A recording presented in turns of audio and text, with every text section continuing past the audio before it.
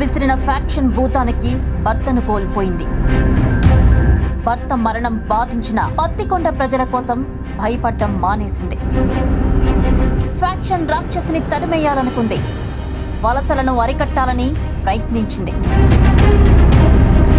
నిత్యం ప్రజలలో మమేకమై అభివృద్ధిని పరుగులు పెట్టించింది. జగన్నామస్మరణతో పత్తికొండ నియోజకవర్గంలో ప్రత్యర్థులకు హడలు పుట్టిస్తోంది.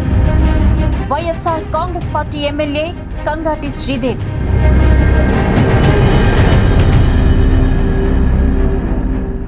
రాయలసీమ అనగానే కరువు కన్నీళ్లతో పాటు అక్కడక్కడ ఫ్యాక్షన్ భూతం కూడా కనిపిస్తుంది.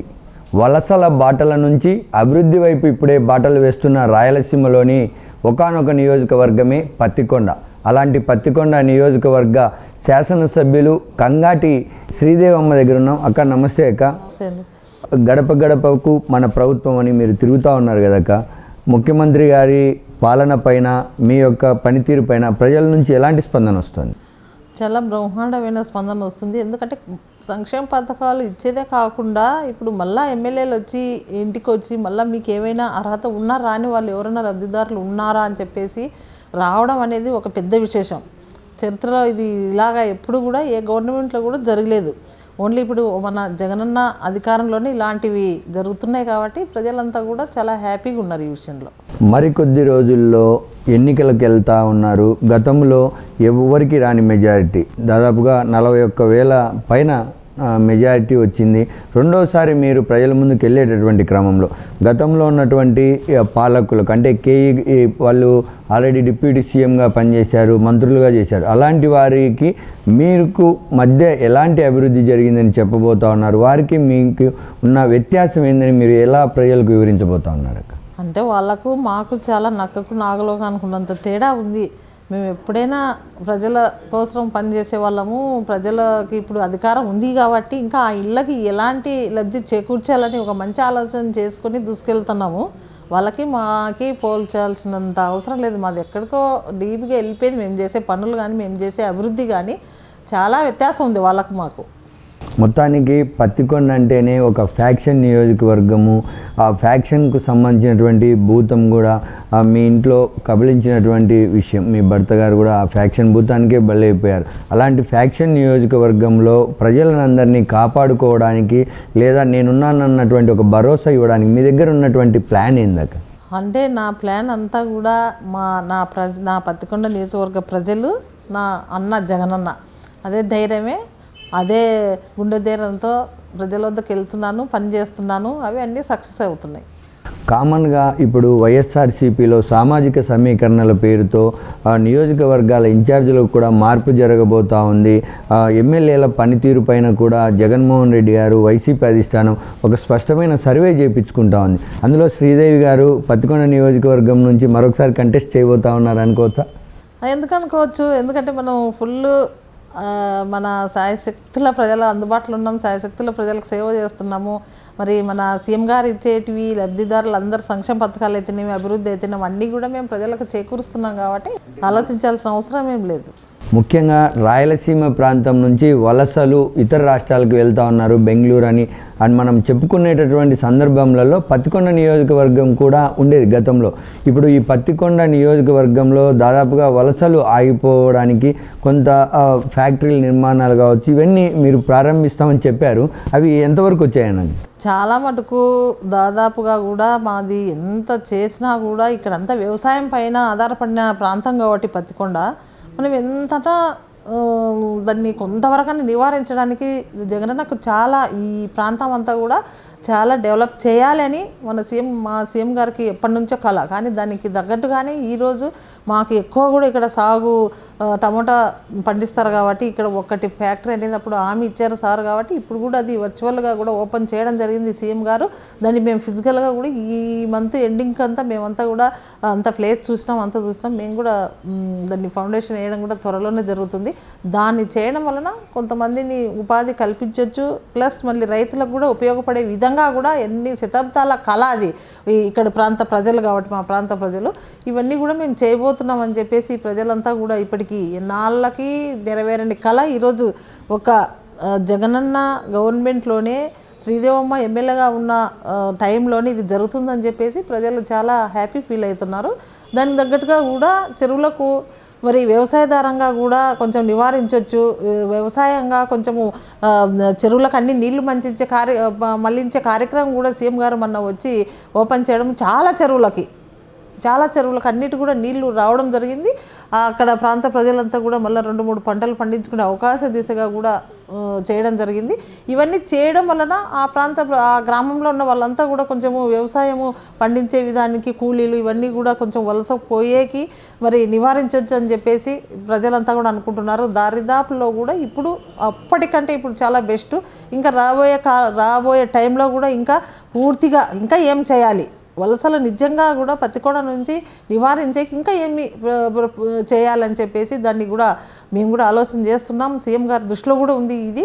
మళ్ళీ నెక్స్ట్ ఖచ్చితంగా 2024లో గ్యారంటీగా జగనన్న సీఎం అవుతారు.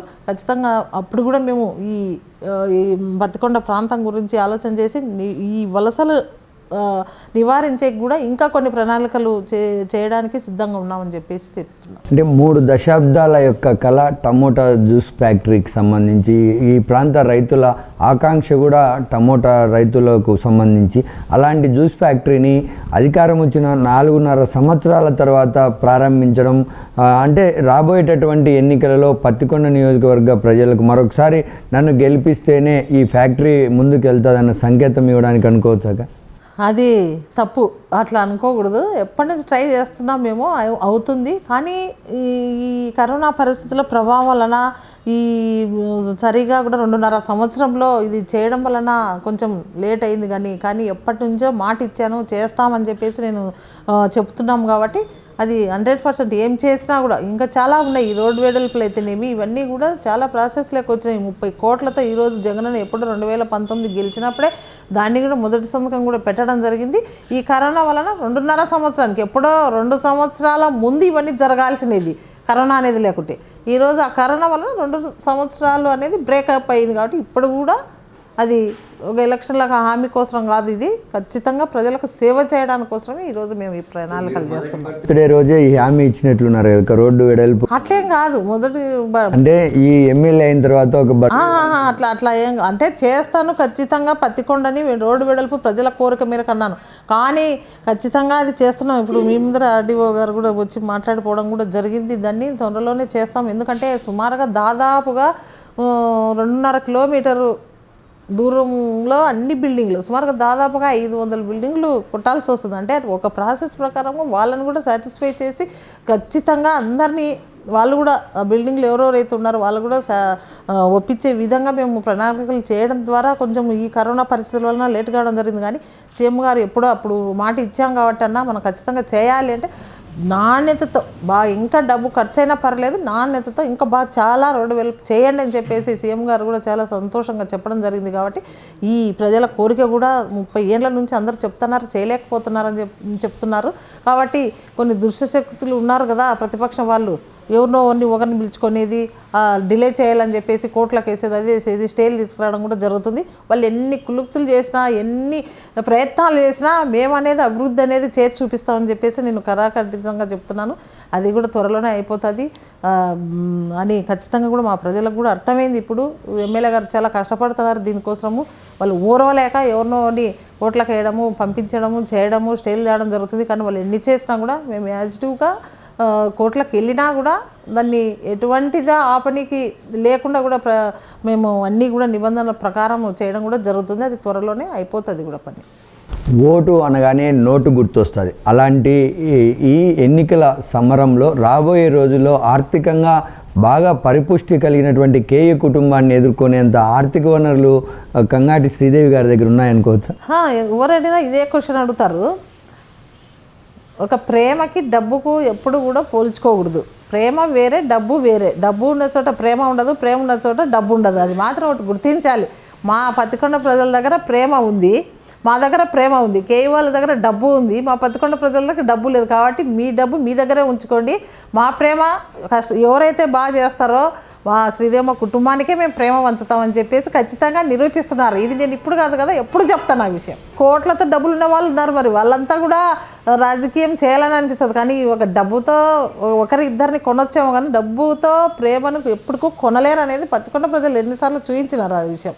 మొత్తానికి అంటే రాబోయేటటువంటి ఎన్నికలు ప్రతిపక్షం కూడా ఇప్పుడే యువగలం పాదయాత్ర పేరుతో నారా లోకేష్ పాదయాత్ర చేస్తూ ఉన్నారు. చంద్రబాబు నాయుడు స్కిల్ డెవలప్మెంట్లో లోపలికి వెళ్ళినటువంటి నేపథ్యంలో అక్రమ కేసులని టీడీపీ వాదన చేస్తూ ఉంది. ఈ అన్నిటినీ రాబోయే ఎన్నికల్లో వాటికి ప్రతిపక్షాలకు అంటే టీడీపీకి ఏమన్నా పాజిటివ్ అయ్యే ఛాన్స్ ఏమన్నా ఉన్నాయి? ఎందుకైతే ఏమి ఆయన అనవసరంగా ఏమి అరెస్ట్ చేయలేరు కదా చంద్రబాబు నాయుడు గారిని. అన్ని ఐడి వీళ్ళంతా ప్రూఫ్లు చూపించి సిబిఐ వీళ్ళంతా చూపించిన తర్వాతనే అన్ని ప్రూఫ్లు చూపించారని లోపల పోయినారు. ప్రజలందరూ తెలుసు, ఏం తిక్కొల్లు ఎవరు లేరు ప్రజలు. మరి గతంలో కూడా వాళ్ళు అలాగే చేసిండొచ్చు అనుకోవచ్చు కదా మనం కూడా. గతంలో వాళ్ళు కూడా ఎన్ని తప్పులు చేసినారు, ఎన్ని చేసినారని. ఈరోజు నారా లోకేష్ యుగల పాదయాత్ర చేస్తారంటే నిజంగా మీ నాయన 3 సార్లు ముఖ్యమంత్రి అయినప్పుడు మీరంతా కూడా రోడ్లు పట్టుకొని తిరగాల్సిన అవసరం ఏముంది? మీరు మంచి పనులు చేస్తే మీరు ఇంట్లో ఉండి కూడా గెలవాలి. ఈరోజు మరి ఎప్పుడు అనేవాడు చంద్రబాబు నాయుడు గారు, ఈ మరి సీఎంకి ఏం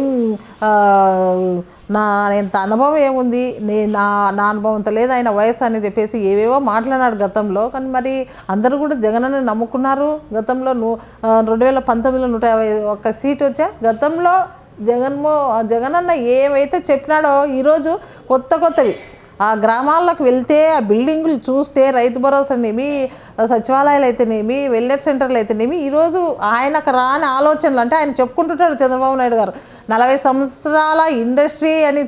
నేను 40 సంవత్సరాల ఇండస్ట్రీ నాకు ఉంది రాజకీయంలో, నేను 3 సార్లు ముఖ్యమంత్రి అయినానని చెప్పినాను కదా. అలాంటి వాళ్ళకు రాని ఆలోచనలు ఈరోజు మా ముఖ్యమంత్రి గారికి వచ్చి రాష్ట్రాన్ని ఈ విధంగా డెవలప్ చేస్తున్నాడంటే ఆయన వణుకు పుట్టింది వెన్నుల్లో. ఈరోజు నాకు ఇంత మంచి ఆలోచనలు ఎందుకు రాలేదు? ఈరోజు ఒక వాలంటీర్ని పెట్టి రాష్ట్ర గ్రామాలలో ఈ విధంగా పరిపాలన చేస్తున్నాడు. ఈ విధంగా ఏ పథకాలు చూసినా డీబీటీ ద్వారా అక్కడ బటన్ నొక్కితే ఇక్కడ వాళ్ళ అకౌంట్లో పడిపోయే విధానాన్ని ఈరోజు చేస్తున్నాడు అని చెప్పేసి ప్రజలు ఎంత హ్యాపీగా ఉన్నాడు. దళారీ వ్యవస్థ లేకుండా, మధ్యవర్తుల వ్యవస్థ లేకుండా డైరెక్ట్గా ఏ పేదవాళ్ళకి ఏదైతే చెందాలో అది డైరెక్ట్ వాళ్ళ అకౌంట్లో పడుతున్నాయి. చాలా హ్యాపీగా ఉన్నారు జనాలు. ఈరోజు నా వల్ల కాకపాయనే అనేది ఒక ఎసిడిటీ వాళ్ళకి. అందుకని మూకమ్ముడిగా, అంటే ఒక్కడిగా రాకుండా మూకమ్ముడిగా ఎవరైతే ఉన్నారో వాళ్ళందరినీ కూడా గుమికూడి ఈరోజు దండయాత్ర చేస్తున్నారంటే వాళ్ళ మరి ఓటమికి అదే కారణం అన్నమాట. ఒక సింహాన్ని దగ్గరకు రానికి అన్ని తోడేళ్ళు జత అయినాయని చెప్తే ఆ సింహం ధైర్యం చూసి భయపడే కదా ఇవన్నీ మూకమ్ముడిగా అయినాయని చెప్పేసి అదొక్కటే నిదర్శనం. ఈరోజు మేము మంచి చేస్తున్నాం కాబట్టి తిరిగి మేము ప్రజల్లోకి వెళ్ళి మళ్ళీ రెండోసారి కూడా ప్రజల్లోకి వెళ్తున్నాం. మేము మంచి చేసాం కాబట్టి ఆ ధైర్యం మాలో ఉంది కాబట్టి ఆ ధైర్యాన్ని మా సీఎం గారు మాలో నింపినారు కాబట్టి మేము ఆ ధైర్యాన్ని ప్రజలకు చేసినాం. మళ్ళీ కూడా ఓటు మాకు వేయండి. గతంలో ఇప్పుడు ఎలాగైతే ఈ 4.5 సంవత్సరం చేసినామో మళ్ళీ కూడా ఇలాంటి పరిపాలన కావాలంటే మీరు మాకు ఓటు ఖచ్చితంగా వేస్తే ఇలాంటివన్నీ సంతోషంగా ఎక్కడ ఫ్యాక్షన్ లేకుండా, ఫ్యాక్షన్ రాజకీయం లేకుండా, ఎక్కడ కూడా ఎవ్వరికీ కూడా కేసులు లేకుండా అక్రమంగా తెలుగుదేశం హయాంలో ఎన్ని కేసులు పెట్టినారు, ఎన్నో రౌడ్ షీట్లు పెట్టినారు మా మీద. ఈరోజు చూసుకుంటాం వాళ్ళ చరిత్రలో ఎన్ని క్రైమ్లు అయినాయో. ఈరోజు మేము 4.5 సంవత్సరంలో, నేను పత్తికొండ ఎగ్జాంపుల్ చెప్తా, 4.5 సంవత్సరాలు నేను ఎమ్మెల్యే అయిన తర్వాత అప్పటికి ఇప్పటికీ ఎంత శాతం తగ్గిందో క్రైము ఒక్కసారి ఉదాహరణ వాళ్ళే చెక్ చేసుకోవాలి. రాజకీయాల్లో దశాబ్దాల కాలం పాటు ఉన్నటువంటి వారికన్నా మొదటిసారి శాసనసభలోకి అడుగుపెట్టినటువంటి కంగాటి శ్రీదేవి గారు ఎందుకు అంత ఫైర్ బ్రాండ్గా మారగలిగారు? దాని వెనుక ఉన్నటువంటి శ్రమ ఏంది? ఫైర్ బ్రాండ్ అంటే ఏం లేదు, ప్రజలకు చేయాలి వాళ్ళంత నమ్మకంతో. ఆ రోజు ఆ విశ్వాసం, జగనన్న పాదయాత్రలు ఏం చెప్పినాడో అది, ప్లస్ మళ్ళీ మా ఆయన నారాయణ రెడ్డి గారు ఆ రోజు ప్రజలకు ఏవేవి చేసినాడో అవన్నీ దృష్టిలో పెట్టుకొని ఈరోజు ఆ ధైర్యమే ఈరోజు ప్రజలకు సేవ చేయాలి నన్ను ఎంతో నమ్మకంతో 45,000 ఓట్లతో ఈరోజు గెలిపించారు కర్నూలు డిస్టిక్లో పత్తికొండని. కాబట్టి ఈరోజు ప్రజలకు చేయాలనే ఒక నమ్మకంతో నా ప్రజలు పెట్టుకున్న ఆశల్ని నాకు అవే మైండ్లో పరిగెడుతుంటాయి కాబట్టి దాన్ని డేర్గా నిర్ణయం తీసుకుంటాను. ఆ పని అయ్యే వరకు కూడా నేను నిద్రపోను, శ్రమిస్తాను దాని గురించి. నారాయణ రెడ్డి గారు మీ భర్త గారు హత్య తర్వాత ఈ రాజకీయాలు మాకెందుకు, దీని ద్వారా కుటుంబంలో ఒక పెద్దను కోల్పోయాం అని మీరు ఎప్పుడూ అనిపించలేదా? అసలు ఇప్పుడే కూడా ఆలోచన నాకు అంటే మా ఆయన చనిపోయినప్పుడు నేను చనిపోయినా మళ్ళీ రెండో ఊపిరిగా భగవంతునిగా నాకు జగనన్న మళ్ళీ ఊపిరి పోసాడు కాబట్టి ఆ ఊపిరి అనేది మా ఆయన ఉన్నప్పుడు కుటుంబం కోసము సేవ చేశాను, కుటుంబానికి మా ఆయనకు ఆసరగా ఉన్నాం. మా ఆయన పోయిన తర్వాత నాకేమి ప్రజలకు సేవ చేయాలని ఒక చిన్న శక్తి ఇచ్చినాడు జగనన్న. దాన్ని ఆసరా తీసుకొని నేను ప్రజలకు సేవ చేయడానికే నన్ను ఇంకా ఇప్పుడు నాకు 45 ఇయర్స్లో మా ఆయన చనిపోయాడు. 45 ఇయర్స్ నేను అప్పుడు 25 ఇయర్స్ నేను నా కుటుంబానికి సేవ చేసినాను. ఇప్పుడు నా జీవితకాలం ఎన్నాళ్ళు ఉంటే అన్ని రోజులు నేను జగనన్న అడుగుజాడల్లో జగనన్న ఎంతవరకు ఉంటాడో అంతవరకు నేను అడుగుజాడల్లో ప్రజలకు సేవ చేయాలనే తపంతోనే బతుకుతున్నాను. కానీ ఇంకా అది ప్రజలకు సేవ చేసేలా కష్టం వచ్చింది అని బాధపడడం ఎందుకు? ఫస్ట్లోనే ఆ కష్టం అంతా మా ఆయనతోనే పోయింది. ఆ కష్టము ఇంకా మళ్ళా ఆ కష్టాలు అనేది అంతకంటే పెద్ద కష్టం ఏముండదు. ప్రజలకు చేసేదాంట్లో కష్టాలు వచ్చినా ఎదుర్కొంటా, దాన్ని ధైర్యంగా ఎదుర్కొంటా.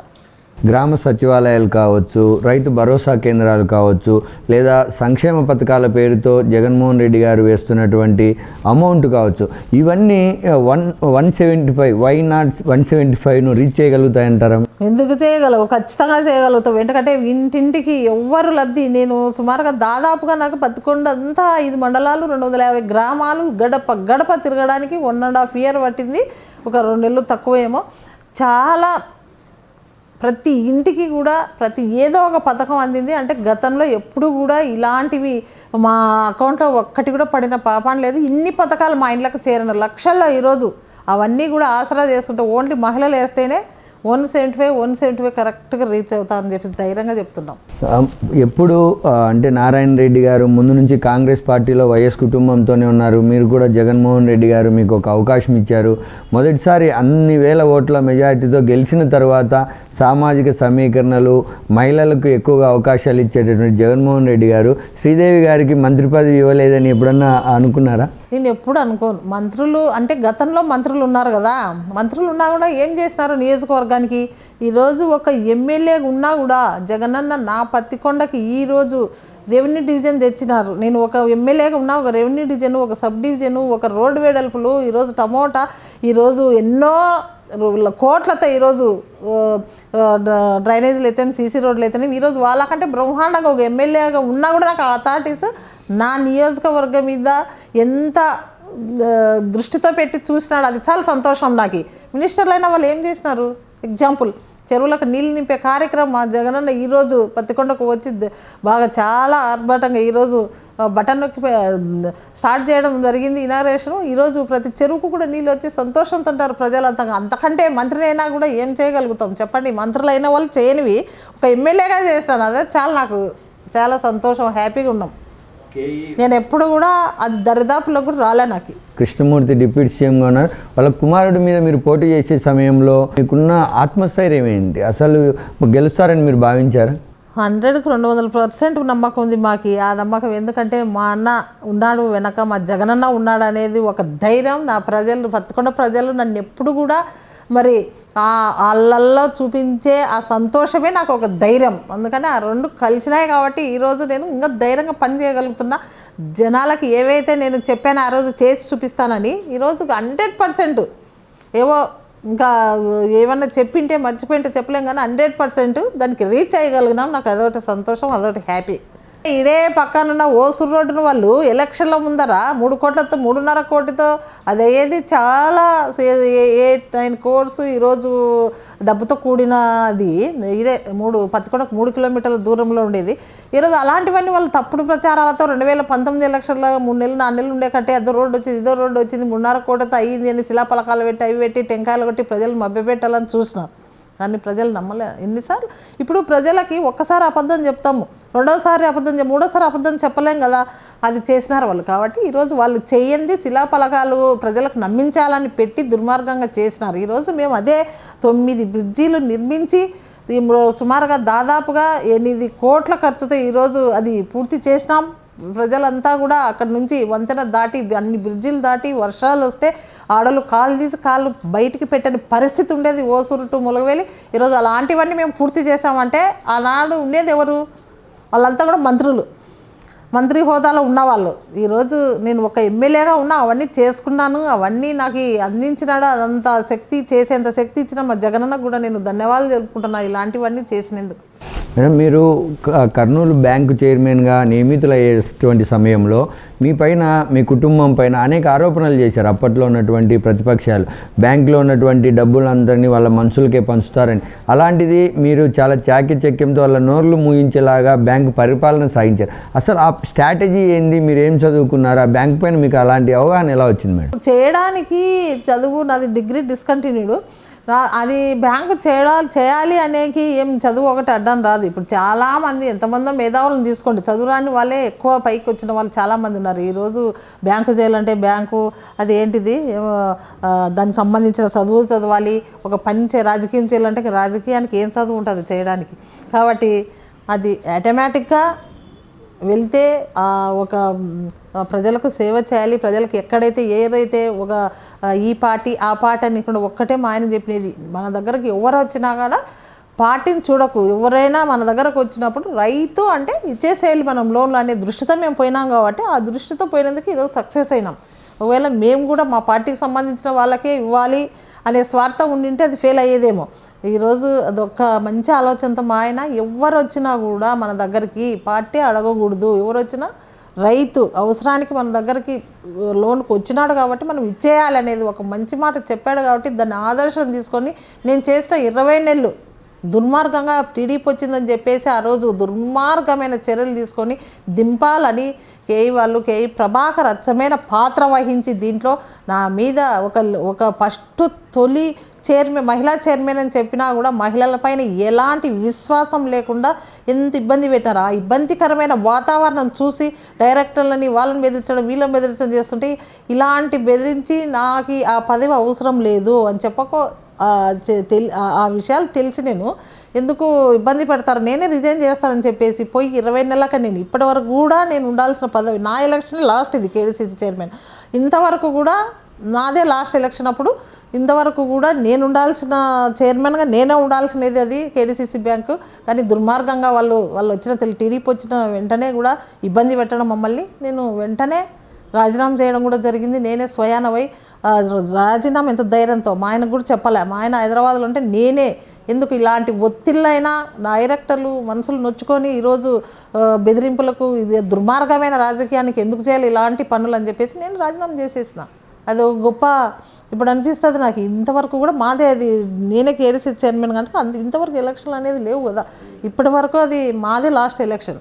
మీరు ఇట్లాంటి దుర్మార్గమైన రాజకీయాలను చూసి కలత చెందినటువంటి మీరు బ్యాంక్ చైర్మన్ నుంచి డైరెక్ట్గా జగన్మోహన్ రెడ్డి గారే లాస్ట్ ఎలక్షన్స్లో మొదటి టికెట్ మీకు ఇచ్చే స్థాయికి జగన్మోహన్ రెడ్డి గారు మిమ్మల్ని ఏం చూసి అసలు ఆ నమ్మకం వచ్చింది? అసలు అంటే ఆయన అన్నీ తెలుసుకుంటారు అనమాట. ఎవరికి ఇస్తే ఎలా ఉంటుంది రాజకీయము.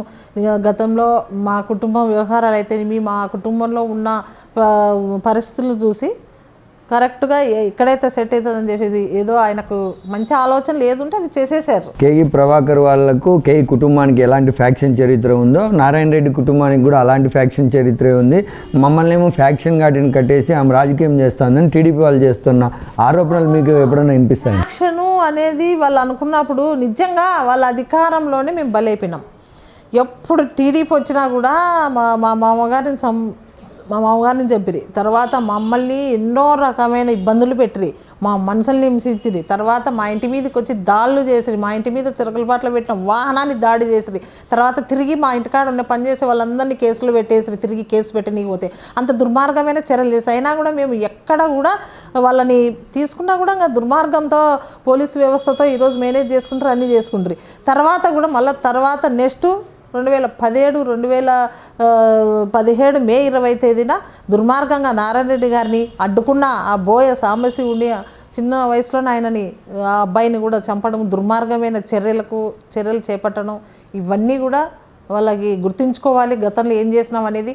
ఇప్పుడు నేను 2019లో మరి అసెంబ్లీలో అడుగుపెట్టిన అప్పటి నుంచి ఇంతవరకు కూడా నేను మొదట్లోనే చెప్పిన, అప్పట్లో వాళ్ళ క్రైమ్ ఎంత ఉంది, ఇప్పట్లో నేను ఎమ్మెల్యే అయిన తర్వాత వాళ్ళు ఎంతమందిని రోడ్ షీట్ పెట్టాను, ఎంతమంది నేను కేసులో పెట్టినాను అనేది వాళ్ళ నిదర్శనం. వాళ్ళ తెలుగుదేశం వాళ్ళని అడిగి తెలుసుకోవాలి. వాళ్ళు ఇక్కడ ఈ ప్రాంతంలో ఓడిపోయినప్పటి నుంచి ఇక్కడ ఉండేది లేదు, పెట్టేది లేదు, ప్రజలకు సేవ చేసినది లేదు. ఇప్పుడు ఏదో ఎలక్షన్లు వచ్చినాయని చెప్పేసి అడావుడి చేస్తున్నారు, అడావుడిగా గ్రామాల్లోకి వెళ్తున్నారు.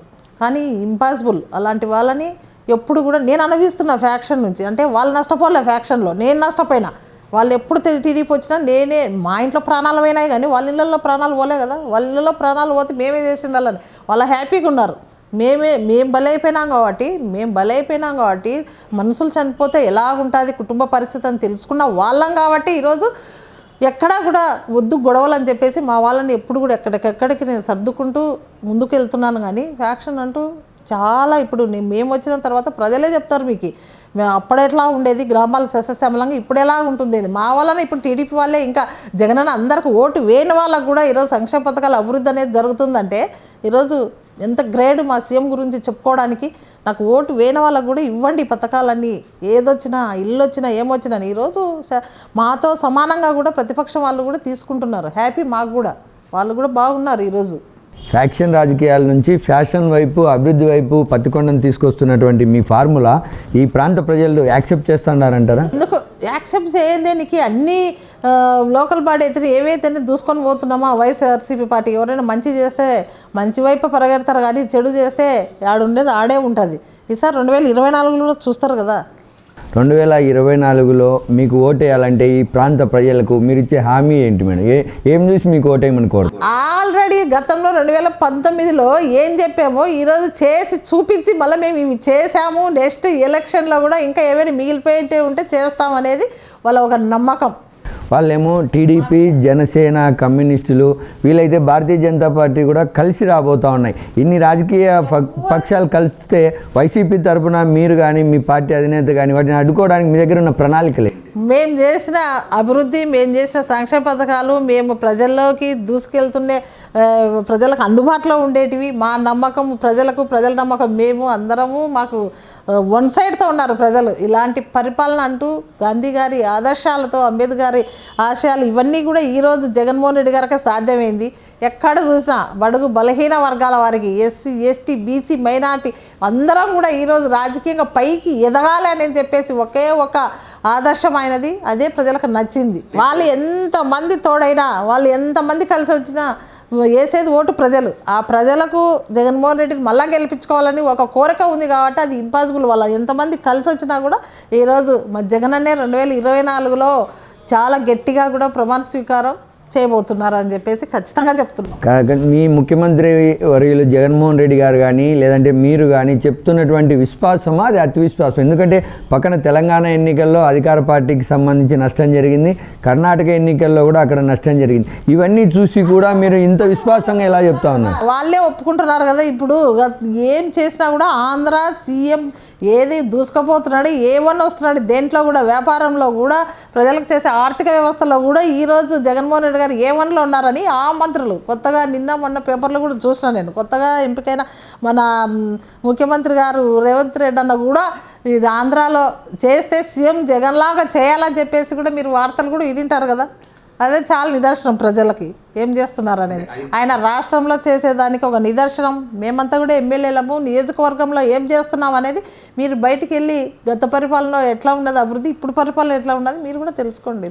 అభివృద్ధి పేరిట శ్రీదేవి గారు బయటికి మాటలు చెప్తారు, దాని వెనకాల చాలా లావాదేవీలు జరుపుతాయని కేఈ కుటుంబం కావచ్చు, వాళ్ళ యొక్క అనుచరులు కావచ్చు చెప్తున్నటువంటి మాటలు మిమ్మల్ని మానసికంగా దెబ్బతీయడానికే? నిజంగా వాళ్ళు చెప్తున్న మాటల్లో నిజం ఉందంట?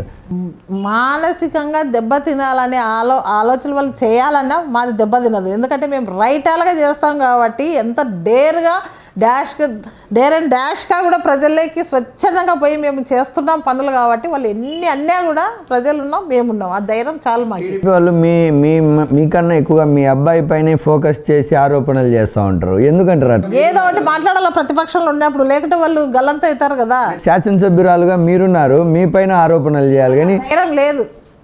ఫస్ట్ నా పైన ఆరోపణలు చేసేంత ధైర్యం లేదు. ఎందుకంటే ఇంకా మేము పడే ఓట్లు కూడా మాకు పడవు శ్రీదేవమ్మ గారిని ఆరోపణ చేస్తే అనేది ఒక భయం వాళ్ళకి. అంటే మిమ్మల్ని ఆరోపణ చేస్తే పడవ, మీ అబ్బాయిని మా అబ్బాయిని అంటే ఏదో ఒకటి అనాలి కదా, ఏదో ఒకటి ప్రజల్లో ఏదో ఒకటి అనాలి చేయాలని చెప్పేసి ఏదో ఒక మంత్రం ఉపయోగిస్తారు అనమాట. ఆ మంత్రం వర్కౌట్ కాదు కాబట్టి వాళ్ళకి తెలుసు, అది అన్నా కూడా వర్కౌట్ కాదు. మా అబ్బాయి అసలు బయటికే రాడు, రాజకీయాలు ఎక్కడ కూడా తల తూర్చాడు. చివరి ప్రశ్న, రాబోయేటటువంటి ఎన్నికలు అంటే చాలా రెండు పార్టీలకు జీవన్మరణ సమస్య లాంటివి అని చెప్తా ఉన్నారు. ఎందుకంటే రాష్ట్రం ఇప్పుడే అభివృద్ధి చెందుతూ ఉంది, దాన్ని కొనసాగించాలా అని వైఎస్ఆర్సీపీ చెప్తా ఉంది. అప్పుల పాలైంది కాబట్టి మేము వస్తేనే ఉపయోగం అని తెలుగుదేశం పార్టీ చెప్తుంది. వాళ్ళ పార్టీ ఈసారి అధికారంలోకి రాకపోతే తెలుగుదేశం పార్టీ అనేది ఉండదని కూడా వాళ్ళకి అర్థమవుతోంది. అన్ని అస్త్రశస్త్రాలను సిద్ధం చేసుకుని రెండు పార్టీలు రేపు ఎన్నికల రణరంగంలోకి వెళ్ళబోతూ ఉన్నాయి. ఇప్పుడు శ్రీదేవి గారు పత్తికొండ ప్రజలకు ఏమని పిలుపునిస్తారు ఓటు వేయమని? అంటే మేము చేసే అభివృద్ధి చూడండి, నమ్మకంగా ఇంత గతంలో ఎవ్వరు ఏ ముఖ్యమంత్రి చేయని విధంగా ఈరోజు ఎస్టీ ఎస్సీ బీసీ మైనార్టీలకు కానీ ప్రతి ఒక్కరికి రాజకీయంగా అంటే వాలంటరీ వ్యవస్థతో సహా మహిళలతో సహా ఈరోజు 50% ఇచ్చి ఈరోజు ఎంతో క్యాబినెట్లో కూడా మహిళలకు గతంలో లేని విధంగా ఈరోజు తీర్చిదిద్దినేది అన్నీ కూడా ప్రజలు గమనిస్తున్నారు. ఇలాంటి మార్పులు అంటే రైతు భరోసా రైతులకు కానీ సచివాలయాలు కానీ చిన్నది ఏదైనా రావాలంటే మండల లెవెల్కి వచ్చి వాళ్ళు ఎన్నో ఆ రోజంతా వేస్ట్ అయ్యే పరిస్థితులు ఉంది. ఈరోజు అట్లా పోతారు, సచివాలయాలకు వెళ్తారు, నాకు పలాంది సర్టిఫికేట్ కావాలని చెప్పేసి ధైర్యంగా ఓన్గా ఏ నాయకునితో సంబంధం లేకుండా ఏ సర్పంచ్ ఎంపీటీసీతో సంబంధం లేకుండా డైరెక్ట్గా వాళ్ళు వెళ్తున్నారు, తీసుకొస్తున్నారు. ఇండిపెండెంట్ అయిపోయినారు జనాలు. అంటే గాంధీ గారి మార్గంలో ఈరోజు జగనన్న అభివృద్ధి చేస్తున్నాడు.